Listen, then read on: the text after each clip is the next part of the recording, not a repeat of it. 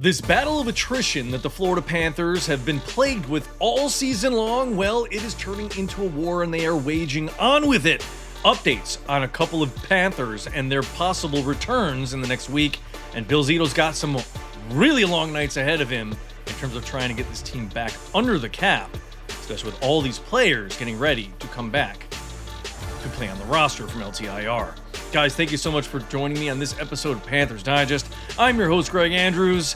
We are not going to waste any time. Here we go. Niko Mikkola was absent from practice today. We all know that he left. I think it was in that second period in the game against the Sharks. Did not practice this morning. Cause for concern? Absolutely. Absolutely. With him not at practice, I'm thinking it's something worse. I mean, from what I was seeing, I remember him shaking his arm a little bit, like it was a wrist or something along those lines, but I don't want to speculate too much. There has not been a lot thrown out there in terms of what exactly the injury is, time that it's going to take for him to heal. So far from what we've seen with Jones's injury, Marchand's injury, the recent ones in the last several weeks, it has been day to day to start, get the player evaluated, and see where he is based off of what the medical staff and the trainers are saying. But this is what causes a little bit of concern to me, a little positive with the negative here. The negative is Mikkola day to day should be returning for tomorrow's game against the Winnipeg Jets. Before I get into the rest of the Panthers news, this video is brought to you by Kalshi. You can download Kalshi in the description below. Enter this code, DIGESTNHL. You get $20 when you trade your first 100. Kalshi is the largest prediction market in the United States. On their platform, all you got to do is click yes or no to make a trade. And you can do it on sports, elections, news, anything that you can think of, you can make a trade. And the best part is, if you're in California, Texas, or right down here in Florida, they're live in all 50 states. And for you sports fans, the best part is this: you don't have to trade on just game outcomes, player performances, or playoff chances. On one single game, there are multiple trades that you can make, from touchdowns to assists, goals, rebounds, points, anything, all on a regulated market, and cash out whenever you want. I still do like the Panthers' chances to win the Atlantic Division. If I make that trade at $50, it pays me out over $700. I also like the Rams to win the Super Bowl. If I do a $100 trade there, I make out with over $300. So guys, this is a great way for you to use your sports and news knowledge. And the best part is you can close your positions whenever you want. So download Kalshi using the link in the description below and enter this code DIGESTNHL to get your $20 bonus. I want to thank Kalshi for sponsoring this video. But we've seen this before with Brad Marchand. He was only supposed to be 2 or 3 days, being day to day. Same thing with Seth Jones. And then it turned into Brad Marchand being put on IR. And we'll talk about the cap and all that stuff in just a second.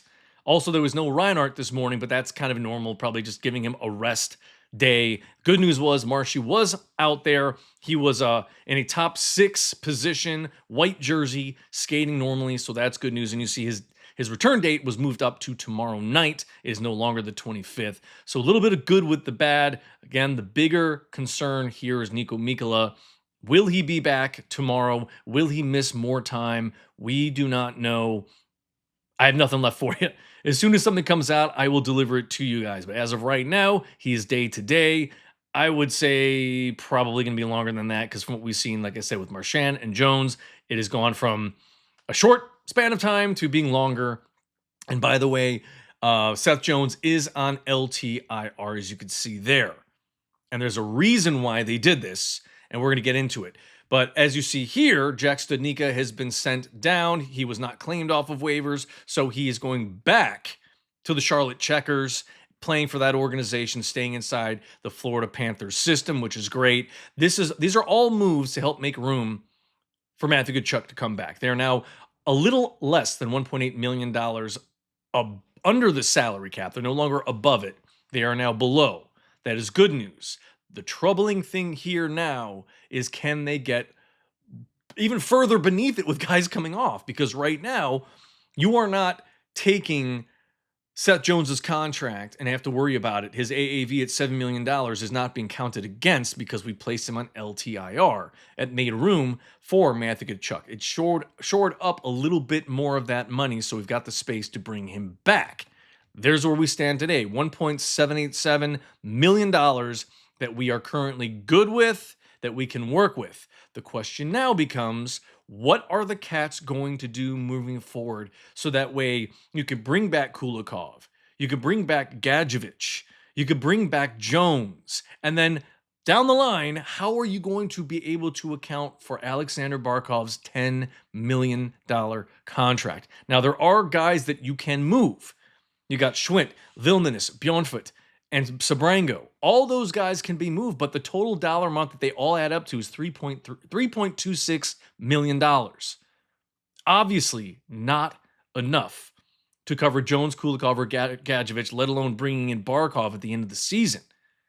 And having the 20-man roster being under the cap for playoff time, that's going to be even tougher, guys. It's going to be really a challenge for this front office staff.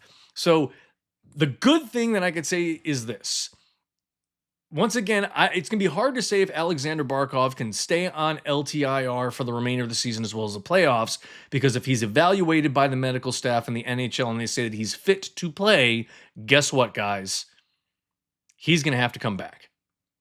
But if he's not fit, they can still keep him on LTIR for the whole season, including the playoffs, even if they do make the playoffs, and we're going to get into that in just a moment. But you could see here, if he is not ready for the playoffs and they can shore up some of this cash, they're going to have to move some guys around. I mean, there's going to be a lot of things that are going to happen throughout the season. We might see some guys go that we don't want to see go. But again, it's where are you going to cut some of the fat to make room for some of these other players? It's going to be tough. I don't want to go look over this and play devil's advocate and say, this guy's going to get cut. They're going to move this guy. They're going to do this.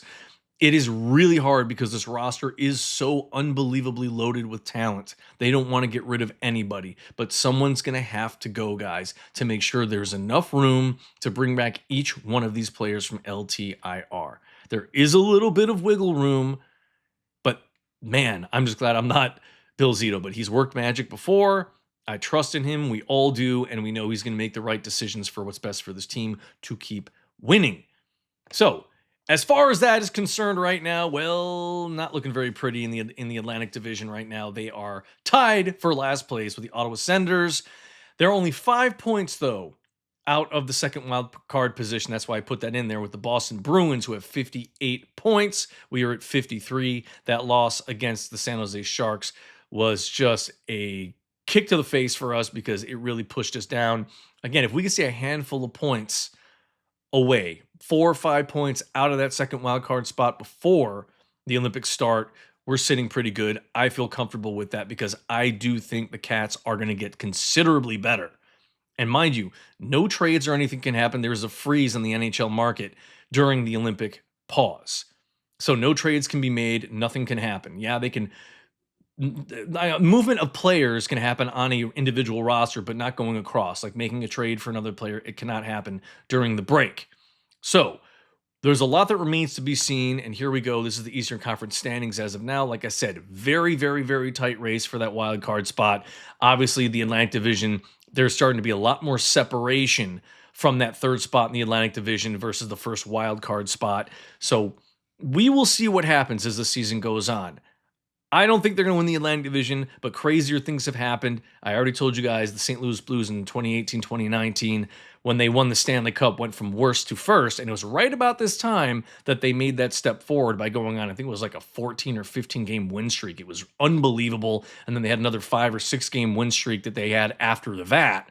So if they're able to do something like that, they could essentially win the Atlantic Division or be in those top 3 in the Atlantic Division, guys. So there is some hope on the horizon.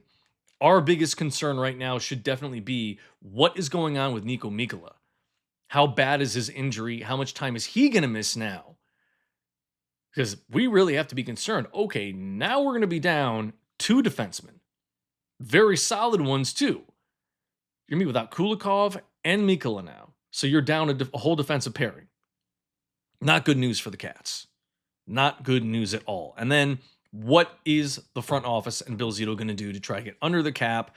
But good news, let's hope that Marchand will be coming back tomorrow night. I'm sure we'll get word probably tomorrow morning. I don't think it'll be this afternoon. They'll probably pull what they did with Matthew Tkachuk and the day of the game, make the announcement that he is going to come back. If he does, Hope is on the horizon. I feel good about it.